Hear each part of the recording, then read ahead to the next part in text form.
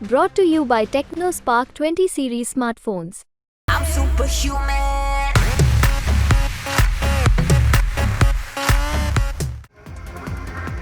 भारत आज चीन को हर सेक्टर में पछाड़ रहा। इसे देख चीन की नींद उड़ी हुई है। चीन लगातार कोशिश कर रहा कि भारत को कैसे घेरा जाए, लेकिन भारत चीन से हर चीज में आगे है और अब खुद ये बात चीन ने मान ली है। जी हाँ, खुद चीन के थिंक टैंक ने ये खुलासा किया और बताया कि भारत को चीन युद्ध में अब नहीं हरा सकता।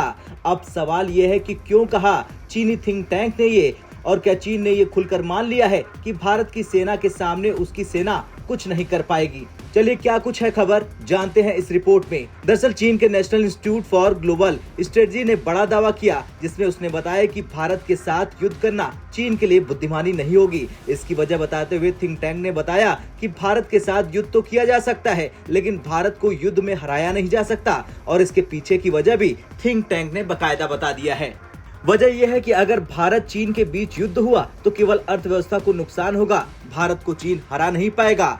इतना ही नहीं, इसके आगे तो इस थिंक टैंक ने चीन की सेना की बेइज्जती भी की और कहा कि आज भारत अपने इतिहास के सबसे महत्वपूर्ण स्थिति में खड़ा है। वहीं गलवान घाटी झड़प के बाद भारत ने बहुत ही आक्रामक तरीके से पहाड़ी क्षेत्रों में अपनी स्थिति को मजबूत बनाया और इसके साथ ही साथ सड़क निर्माण और सैन्य इंफ्रास्ट्रक्चर के मामले में चीन को टक्कर दे दी। दावा यह भी है कि अगर भारत का सैन्य इंफ्रास्ट्रक्चर निर्माण ऐसे ही रफ्तार से आगे चलता रहा तो अगले कुछ सालों में भारत का सैन्य इंफ्रास्ट्रक्चर चीन को पीछे छोड़ देगा। अब ये तो था बयान चीनी थिंक टैंक का, लेकिन अगर मौजूदा दौर में देखा जाए तो भारत चीन में हर सेक्टर में आगे निकल रहा। और बात अगर भारत की विदेश नीति कूटनीति की करे तो आज वो चीन पर हावी है, क्योंकि चीन हमेशा से ही भारत की विदेश नीति पर सवाल उठाता था। लेकिन मौजूदा दौर में भारत की कूटनीति और विदेश नीति से चीन पूरी तरह से हिल चुका है। भारत को चीन की सबसे कमजोर नस के बारे में पता है, उसका नाम है ताइवान। भारत और चीन में जारी सीमावाद के बीच भारत ने बार बार ये कमजोर नस दबाई।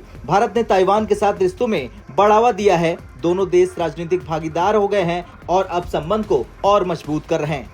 खैर, अब कुछ भी हो, लेकिन जिस तरह से चीन के national institute for global strategy ने भारत की बढ़ती ताकत का खुलासा किया और ये स्वीकार किया कि भारत को चीन युद्ध में परास्त नहीं कर पाएगा, उसे लेकर अब आपका क्या कुछ कहना है, कमेंट कर जरूर बताएं। ब्यूरो रिपोर्ट, भारत तक।